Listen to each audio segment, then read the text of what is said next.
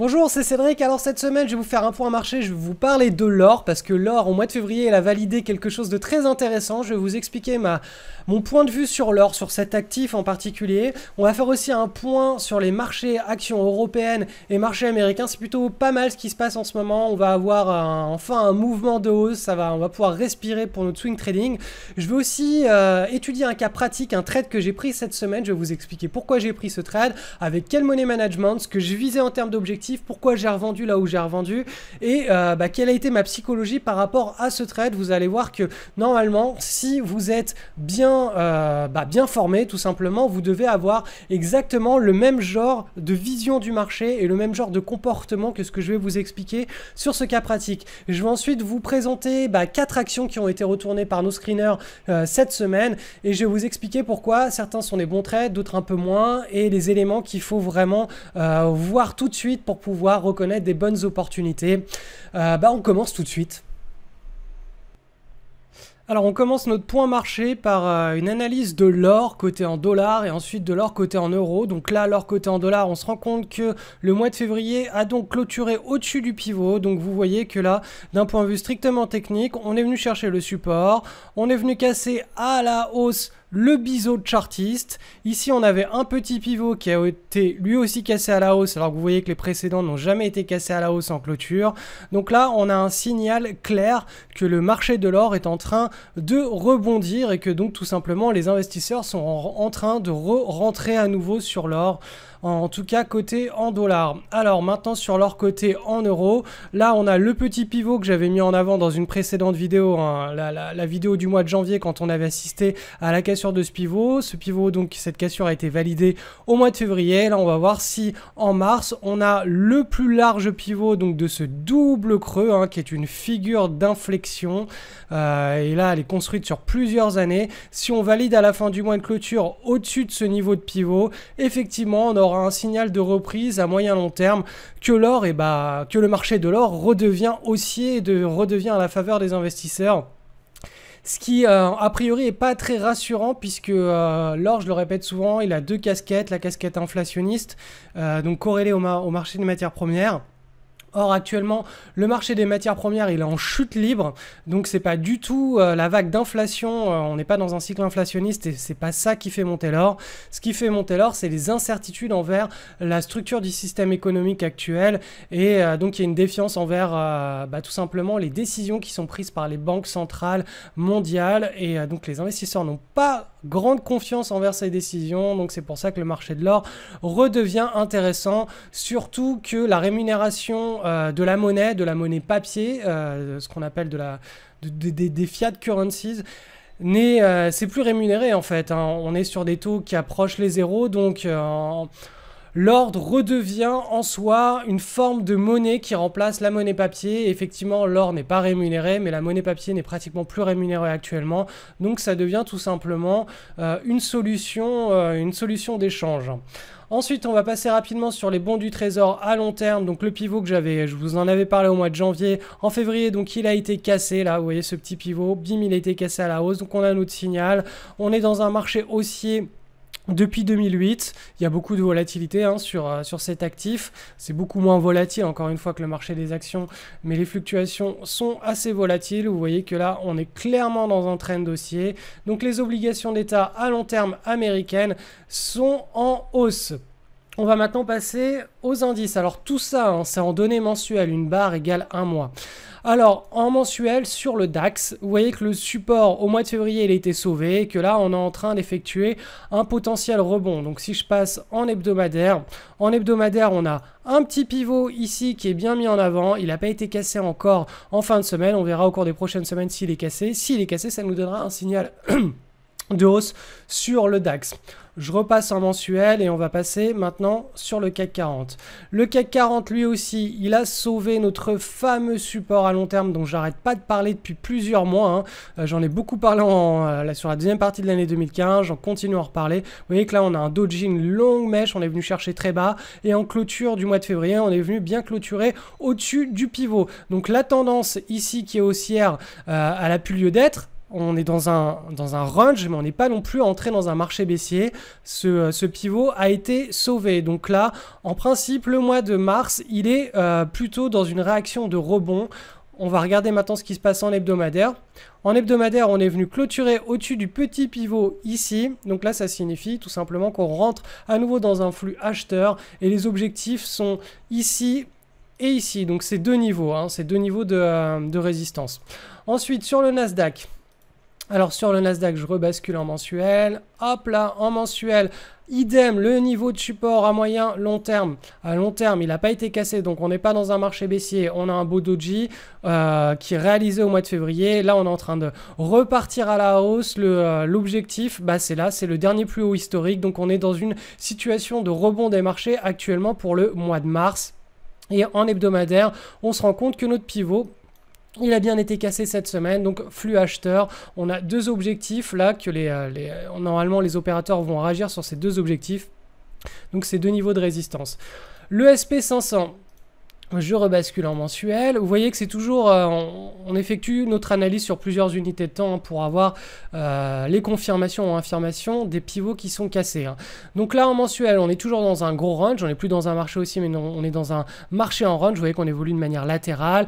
Idem au mois de février, beau doji, le pivot est sauvé. On est dans une situation de rebond sur la première semaine du mois de mars. En hebdomadaire, qu'est-ce qu'on a? On a notre pivot qui a été cassé cette semaine. Hein, je vous en avais déjà parlé la semaine dernière de ce pivot et là il a été effectivement cassé, donc on a notre premier objectif là qui est en train d'être atteint et le deuxième c'est la zone des plus hauts historiques. Donc on va voir ce qui se passe cette semaine sur les indices, mais on rentre dans un flux acheteur au sein d'un range. Hein. C'est pour ça d'ailleurs qu'au mois de février, au mois de janvier, je restais acheteur. Enfin, je vous expliquais qu'on était dans un gros range et dans un range on achète toujours les bas du range. On s'amuse pas à être baissier alors qu'on est en bas de range. On attend que le range il soit cassé pour pouvoir passer dans une psychologie baissière. On a eu cette cassure en hebdomadaire pendant une semaine hein, sur les indices européens et ça n'a pas été confirmé sur les indices américains.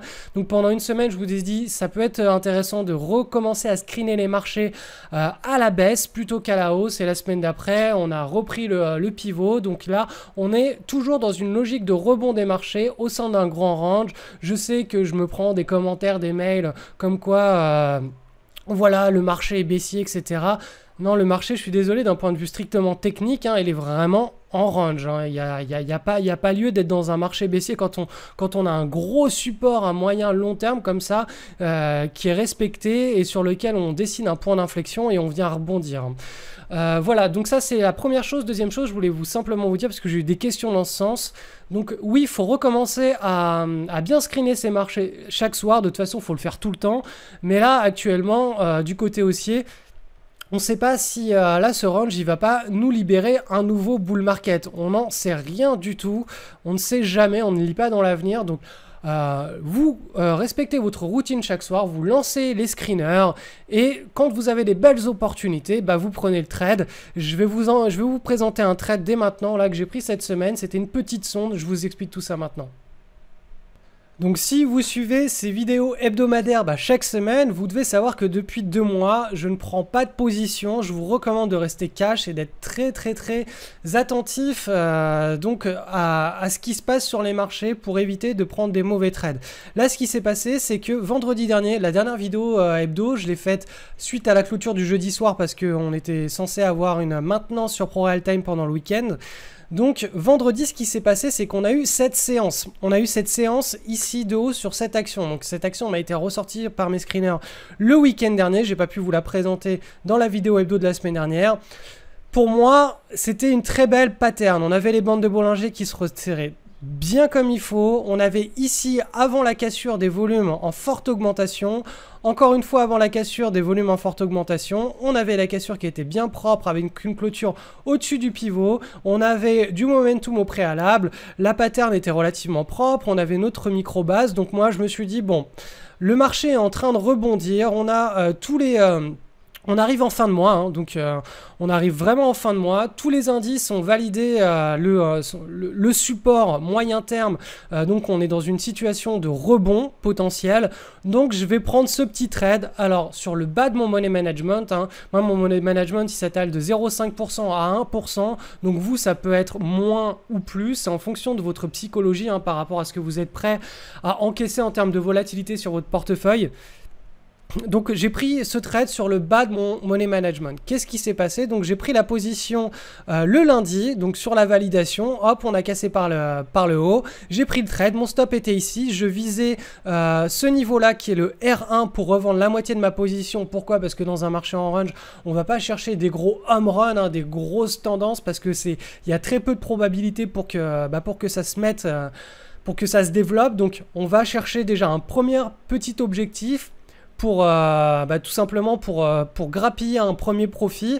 Ensuite on va remonter son stop sur son break-even pour être sûr de ne plus avoir de position à risque, qu'on se retrouve avec un trade gratuit et après on laisse le marché faire. Soit le marché décide de nous payer, de nous rémunérer, soit le marché décide de nous reprendre l'argent. Alors qu'est-ce qui s'est passé sur ce trade? Donc je suis rentré en position, là hop, on n'a pas atteint le R1, donc j'ai pas pu prendre mes bénéfices. Et là, ce qui s'est passé, c'est qu'on est revenu chercher le break-even. Pourquoi est-ce que j'ai remonté mon stop sur le break-even avant le R1? Tout simplement parce qu'ici, on avait une structure de coupe.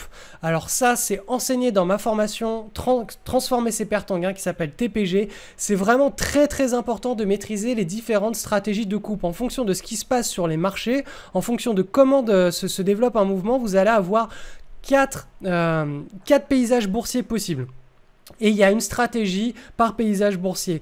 Et vous devez systématiquement étudier ces paysages boursiers pour le plus rapidement couper vos trades. De manière à ce que les 3/4 de vos trades qui sont censés se retrouver avec des petites pertes, et ben au final se retrouvent pratiquement sans perte ou flat, comme c'est le cas ici. C'est vraiment un excellent exemple de la stratégie de la coupe. Donc quand on rentre sur des positions, on veut que le trade, soit il parte dans le bon sens assez rapidement, soit ce soit un trade qu'on mette à la poubelle et on passe à autre chose. Donc la stratégie de coupe, les stratégies de coupe, c'est vraiment vital pour pouvoir avoir une belle courbe de son portefeuille qui monte régulièrement. Et effectivement, toutes les petites pertes elles vont être réduites au minimum. On va même les transformer en des trades flat, voire en des petits gains. Et ça, c'est vraiment c'est vital hein, en trading de maîtriser les stratégies de coupe.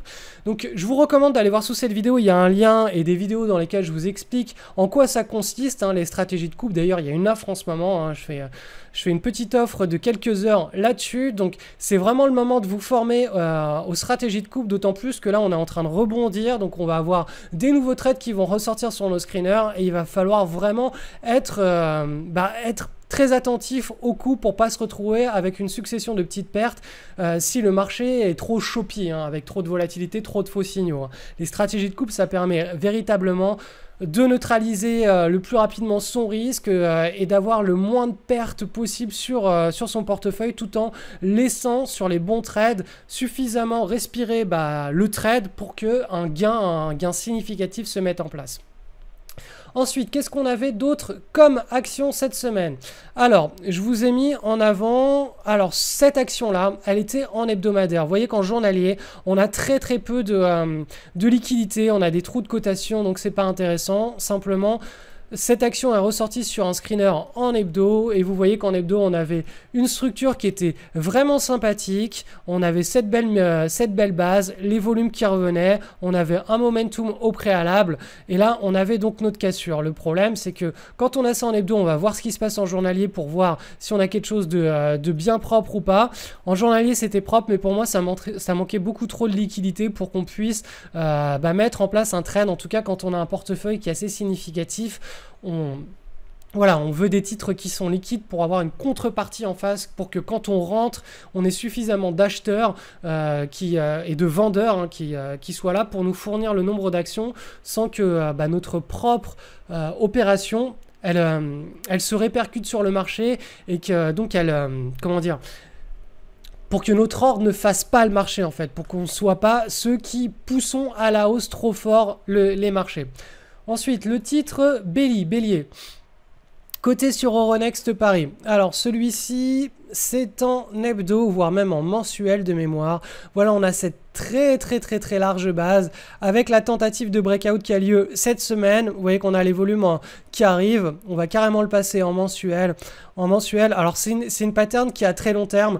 Moi, j'aime pas jouer les patterns en mensuel comme ça, tout simplement parce que les trades durent trop longtemps et moi, ma psychologie, c'est des trades qui sont pas trop courts dans le temps, donc pas d'intraday, surtout pas d'intraday. Le swing trading, ça me va très bien, donc de quelques jours à quelques semaines, mais j'aime pas trop les trades qui vont de quelques semaines à plusieurs mois, voire plusieurs trimestres, et c'est souvent le cas dans les trades en mensuel comme ça. Donc ce genre de trade là, je les réserve pour mon portefeuille long terme, avec ce que j'enseigne dans la formation rendement maximum sur des trackers.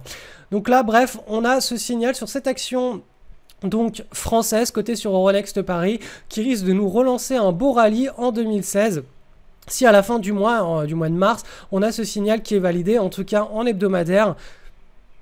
C'est parti pour le titre IMDA. Alors là on est sur de l'hebdomadaire. Vous voyez qu'on a un beau momentum haussier ici, on a une belle base avec un pivot qui est bien respecté, on a la cassure ici, les volumes ici. Le seul petit problème de cette base, c'est qu'il y a quand même pas mal de volatilité. Vous voyez que là, par rapport au pivot, on va chercher bas, on retape le pivot, on va rechercher quand même relativement bas. Il y a un peu de volatilité, même si cette volatilité, elle se calme. Vous voyez que là, ce creux-là est beaucoup plus ample et va chercher plus bas que le dernier creux. Donc ça se resserre, mais c'est pas encore le cas d'école. D'ailleurs, en journalier, hop, on se rend compte que on a toujours pas mal de volatilité. Alors si vous voulez mettre en place une stratégie de trade, pour moi, c'est validation du nouveau plus haut ici. On peut mettre un stop ici, voire un stop, voilà, sur ces niveaux-là. Ça dépend de vous en fait.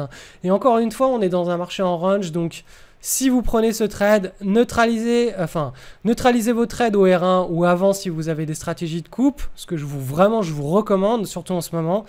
Et surtout prenez la moitié de vos gains sur le R1, hein, donc parce qu'on est dans un marché en range.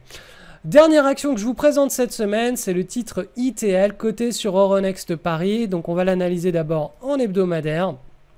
Donc en hebdomadaire, on a cette belle petite pattern. Alors pourquoi ce titre je trouve sympathique?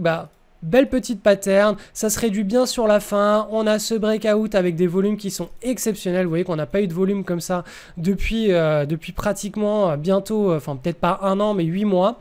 On a un beau momentum haussier sur cette action, vous voyez qu'elle est passée ici de 3-4 euros à plus de 7,50 euros. On a bien stabilisé et là on repart à la hausse. Donc là en hebdo, on a une structure, on a un setup de trading. Pour affiner ça, on passe en journalier, ce qui est intéressant quand on suit les marchés au quotidien avec des bonnes routines de trading, c'est toujours de coupler une analyse donc en hebdomadaire en journalier, tout simplement parce qu'on va avoir... Alors là, ça a sauté. On va avoir un signal en hebdo et on va pouvoir affiner notre entrée en journalier pour pouvoir prendre la position avant la fin de la semaine, avant que le signal en hebdo soit complètement validé d'un point de vue technique. Pourquoi? Tout simplement, si en journalier, on a tous les éléments qui sont en place, comme c'est le cas ici, on va pouvoir prendre le trade bien plus précocement avec un meilleur prix de revient. Et voilà,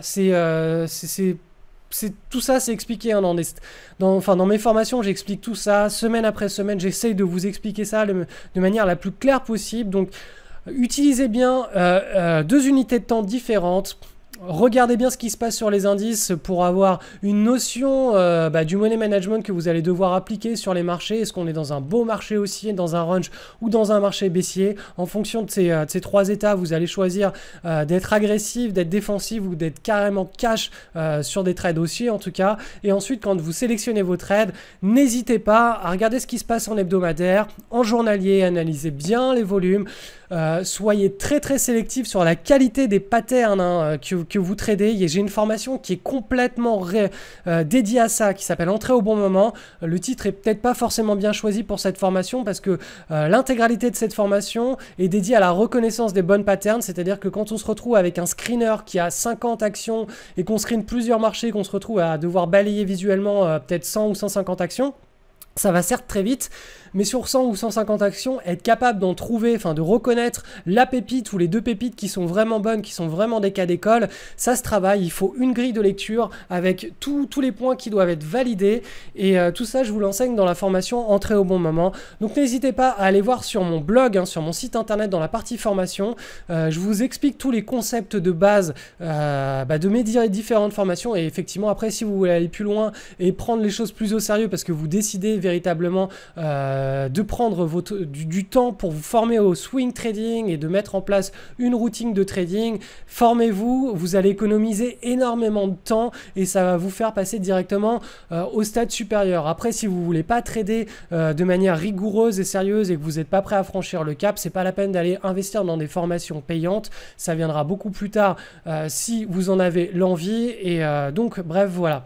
Donc c'est tout pour cette semaine. Je vous rappelle que en dessous de cette vidéo, il y a un lien qui redirige vers la formation transformer ses pertes en gains. Je vous explique dans une série de vidéos tous les concepts que j'utilise. Et si vous voulez vous former pour transformer vos pertes en gains, il y a une offre en ce moment, donc profitez-en. Et puis on se retrouve juste derrière pour votre formation. Et je vous souhaite une excellente semaine pour les marchés. On se retrouve mercredi ou peut-être samedi prochain. Je ne sais pas si j'aurai le temps d'écrire un édito, un papier technique, donc mercredi. Allez, à plus!